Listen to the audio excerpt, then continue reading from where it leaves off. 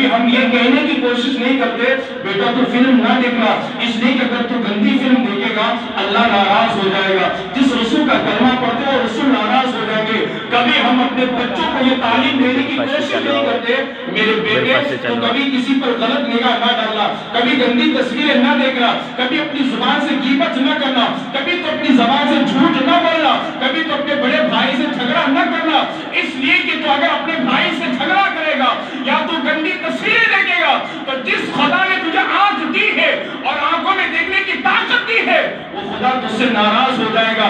یہ تعلیم ہم اپنے بچوں کو دینے کی نہیں کوشش کرتے۔ عزیزان ملت اسلامیہ، ذرا ہم اپنے اسلاف کی زندگی کا جائزہ لیں، ذرا ہم اپنے اسلاف اور اکابرین کی زندگی کا مطالعہ کریں کہ وہ کس طریقے سے اپنے بچوں کے دل و دماغ کے اندر اللہ کا خوف بٹھانے کی کوشش کرتے تھے۔ جانتے ہیں حضرت حسنین کریمین ہیں، دونوں چھوٹے چھوٹے بھائی ہیں، حضرت امام حسن ہے، حضرت امام حسین ہے، ان کا بچپنا ہے، بچپن ہی میں دونوں کے درمیان کچھ بول چال ہو جاتی ہے، کچھ جھگڑا اور کچھ بحث ہو جاتا ہے۔ نتیجتاً حضرت امام حسن نے امام حسین کو ایک تماچا رسید کر دیا، ایک تماچا مار دیا۔ دھرنے سے روتے ہوئے امام حسین ماں کی بارگاہ میں آتے ہیں، سلام عرض کرنے کے بعد عرض کرتے ہیں میری ماں، میرے بڑے بھائی حسن مجتبیٰ نے مجھے مارا ہے۔ اللہ اکبر، اتنا سننا تھا۔ ماں نے یہ نہیں فرمایا بیٹا میں حسن کو سزا دوں گی، ماں نے یہ نہیں پوچھا بیٹا تمہاری غلطی کیا تھی، بلکہ مخدوم کائنات سیدہ فاطمہ نبی کی بیٹی ارشاد فرماتی ہے اے میرے بیٹے حسین، میں یہ سننا نہیں چاہتی کہ تم نے حسن کو مارا ہے یا حسن نے تم کو مارا ہے، لیکن میں اتنا ضرور کہنا چاہتی ہوں کہ تم دونوں کے جھگڑے سے اللہ ناراض ہوا ہے۔ اللہ اکبر، اتنا سننا تھا۔ حضرت امام حسین ہیں، اپنی ماں کی قدموں کو پکڑ کر عرض کرتے ہیں ماں میں سب کچھ تو برداشت کر سکتا ہوں، لیکن میرا خدا جس نے مجھے پیدا کیا ہے وہ مجھ سے ناراض ہو جائے یہ میں ہرگز برداشت نہیں کر سکتا۔ ماں نے تربیت فرمائی اور کہا بیٹا حسین سجدے میں چلے جاؤ اور اس وقت تک کے سر کو سجدے سے نہ اٹھانا جب تک کہ تمہارا خدا تمہیں معاف نہ کر دے۔ یہ ماؤں کی تعلیم تھی، یہ ہمارے اکابرین کی تربیت تھی۔ آج آپ مجھے بتائیں آج ہمارے بچے اپنے باغی کیوں ہوتے ہیں، ماں باپ کی وجہ سے بغاوت اور انحراف کیوں کرتے ہیں، وہ ہماری باتوں کو عملی جامہ کیوں نہیں پہناتے؟ اس کی سب سے بڑی وجہ یہ ہے کہ ہم اپنے بچے کو ہر چیز سے ڈرانے کی کوشش کرتے ہیں۔ ہم اپنے بچے سے یہ ضرور کہتے ہیں بیٹے یہ تیرا سیٹ ہے، یہ تیرا مالک ہے، اس کا ادب کرتے رہنا، اس سے ڈرتے رہنا، اس کی باتوں کو عملی جامہ پہناتے رہنا، ورنہ یاد رکھو تمہاری نوکری کا مسئلہ ہے، تمہارے کام اور کا مسئلہ ہے، اگر تم اپنے سیٹ کی بات نہ مانو گے، اپنے مالک کی بات نہ مانو گے، نوکری سے نکال دیے جاؤ گے، کام سے نکال دیے جاؤ گے۔ یہ تو ہم ضرور اپنے بچوں سے کہتے ہیں، لیکن ہم اپنے بچوں سے یہ نہیں کہتے بیٹا یہ نہیں کرنا، اگر یہ کرو گے تو اللہ تبارک و تعالیٰ دنیا میں بھی بدنام کر دے گا اور آخرت میں بھی عذاب گرفتار کر دے گا۔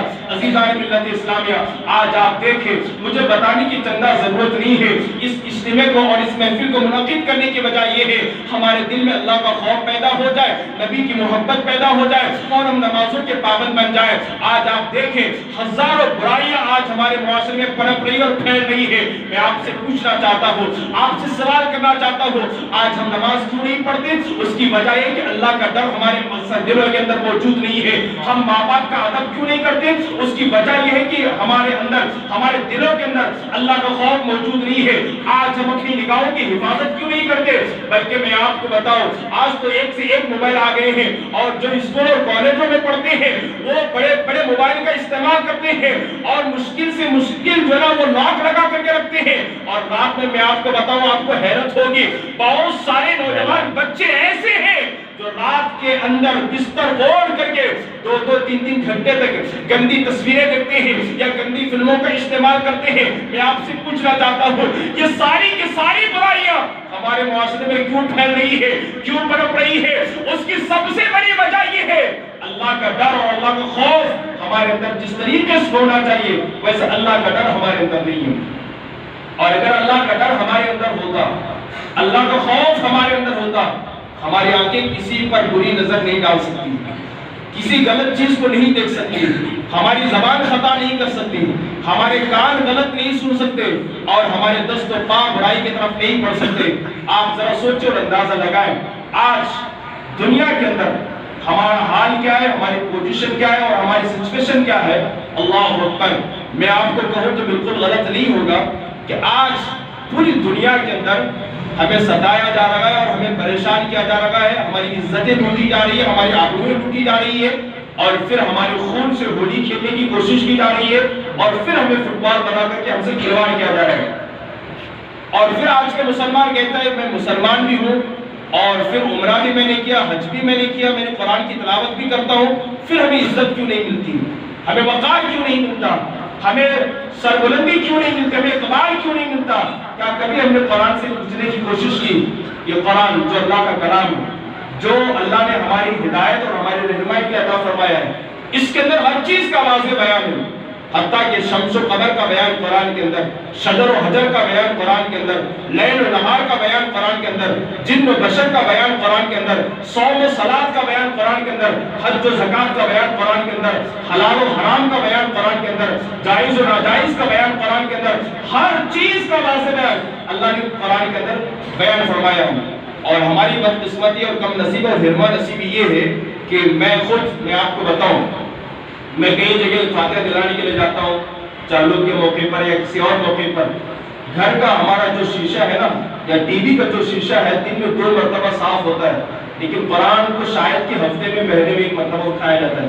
اتنی موٹی موٹی گرد جو ہے قرآن اللہ کی کتاب پر جمع ہوتی ہے, کبھی اٹھانے کی توفیق نہیں ہوتی.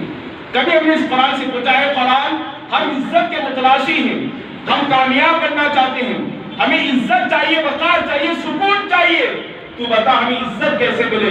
تو قرآن واضح لفظوں میں کہتا ہے, او انسانوں میں عزت تلاش کرنے والوں, انسان بڑا نہیں ہے, بڑا تو اللہ ہے.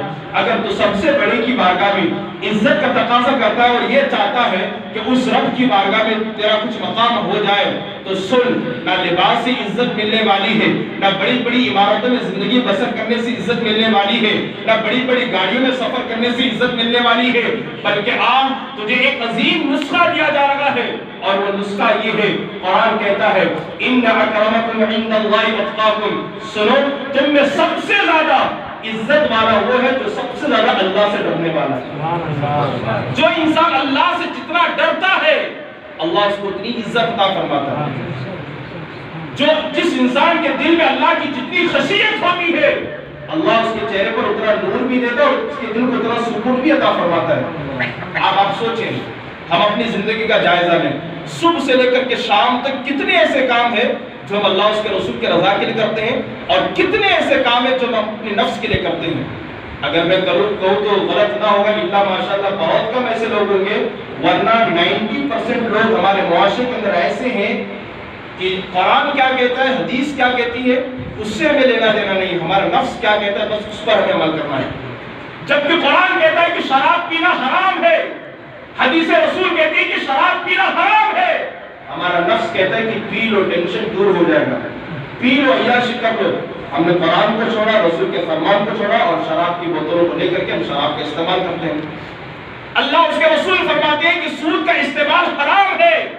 ہمارا نفس کہتا ہے ہمیں آگے بڑھنا ہے, اچھے اچھے کپڑے پہننا ہے, اور بڑی بڑی عمارتوں میں زندگی کے لمحات گزارنے, اور ہم سود کا استعمال کرتے ہیں. اللہ اس کے رسول فرماتے ہیں کہ ماں باپ کا ادب کرو, ماں باپ کی عزت کرو, ماں باپ کا احترام کرو, اور شیطان کہتا ہے کہ ان کی بے ادبی کرو. کتنے لوگ ایسے ہیں جو اپنے ماں باپ کی عزت کرتے ہیں, اپنے معاشرے کے اندر, اپنی سوسائٹی کے اندر. بڑے خوش نصیب ہیں وہ نوجوان, بڑے خوش نصیب ہیں وہ نوجوان جن کے ماں باپ زندہ ہیں اور ان کے ماں باپ اپنے بچوں سے خوش ہیں, اور بڑے کم نصیب ہیں وہ نوجوان جن کے ماں باپ زندہ تو ہیں لیکن ان کے ماں باپ ان سے خوش نہیں ہیں. جبکہ قرآن حکم دیتا ہے کہ ماں باپ کی عزت کرو, ماں باپ کی آواز پر اپنی آواز کو بلند نہ کرو, لیکن ہمارا نفس کہتا ہے کہ ماں باپ کی باتوں کو چھوڑو اور جو اپنے من میں آتا وہ کرو. میں آپ سے پوچھنا چاہتا ہوں, قرآن کہتا ہے جا بجا مقامات پر, حدیث رسول کہتی ہے اپنی نگاہوں کو آوارہ چیزوں سے بچاؤ, اللہ کے حرام کردہ چیزوں سے اپنی نگاہوں کو بچاؤ, اپنی نگاہوں کی حفاظت کرو.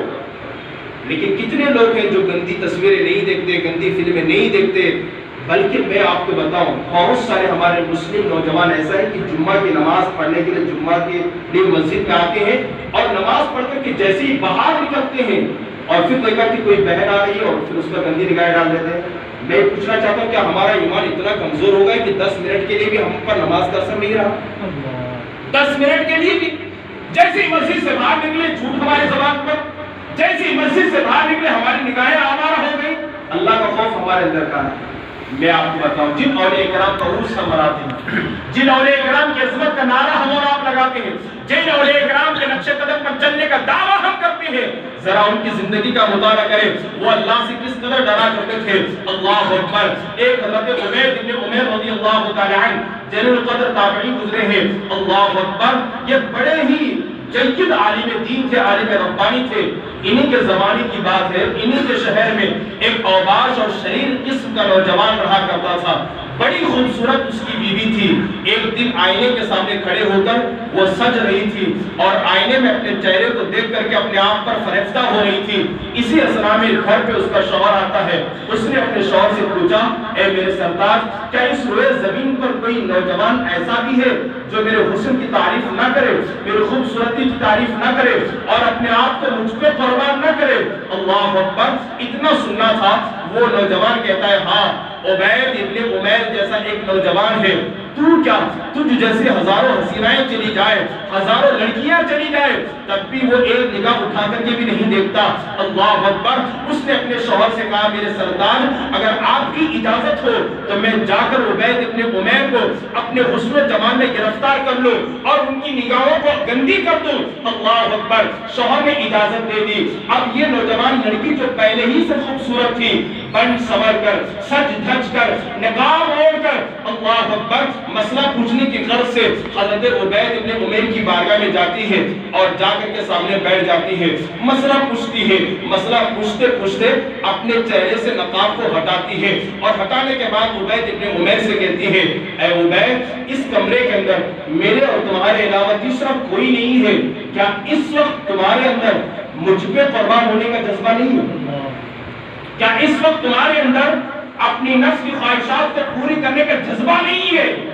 آج اگر ان کی جگہ پر ہم یا آپ ہوتے، آج کا نوجوان ہوتا تو اس کا عالم کیا ہوتا؟ لیکن حضرت عبید ابن عمیر رضی اللہ تعالی عنہ اس سے کیا ارشاد فرماتے ہیں جانتے ہیں آپ؟ حضرت عبید ابن عمیر فرماتے ہیں، اے نادان عورت، لڑکی، تم مجھ سے سوال کرنے کے لیے آئی ہے، اب میں تجھ سے سوال کرتا ہوں، تو میرے سوال کا جواب دے۔ بتا، اس وقت تو میرے سامنے بیٹھی ہے اور روح نکالنے والا فرشتہ تیرے سامنے آ جائے تو کیا ایسے موقع پر بھی یہ شیطانی وسوسہ تیرے اندر آئے گا؟ یہ شیطانی خیال تیرے اندر آئے گا؟ اگر موت کا فرشتہ تیرے سامنے آ کر کے بیٹھ جائے تو کیا اللہ کو ناراض کرنے اور گناہ کا خیال تیرے اندر آئے گا؟ اتنا سننا تھا، وہ نوجوان لڑکی لرز گئی، اس کے جسم کے رونگٹے کھڑے ہو گئے، بدن میں کپکپی سی پیدا ہو گئی۔ کہا نہیں، اگر میرے سامنے فرشتہ آ جائے روح کو نکالنے والا تو کبھی میرے اندر گناہ کا خیال نہیں آ سکتا۔ تو حضرت عبید ابن عمیر نے فرمایا، تو ڈر اس اللہ سے جو جب چاہے تمہاری روح کو تمہارے جسم سے جدا کر سکتا ہے۔ اللہ اکبر۔ اتنا سننا تھا، نقاب اوڑھ کر وہ روتی ہوئی وہاں سے چلی گئی اور گھر جانے کے بعد روایتوں میں لکھا ہے اس کی زندگی میں کوئی رات ایسی نہ گزرتی جس رات کی تنہائی میں وہ سجدہ نہ کرتی ہو اور اپنے اللہ کو یاد نہ کرتی ہو۔ شوہر نے جب اپنی بیوی کی زندگی کے اندر انقلاب اور تبدیلی دیکھی، پکار کر کے کہتا ہے، بھیجا تھا عبید کو بگاڑنے کے لیے، لیکن خود عبید نے میری بیوی کی زندگی کے اندر انقلاب پیدا کر دیا۔ یہ وہ تھے، یہ ان کی زندگی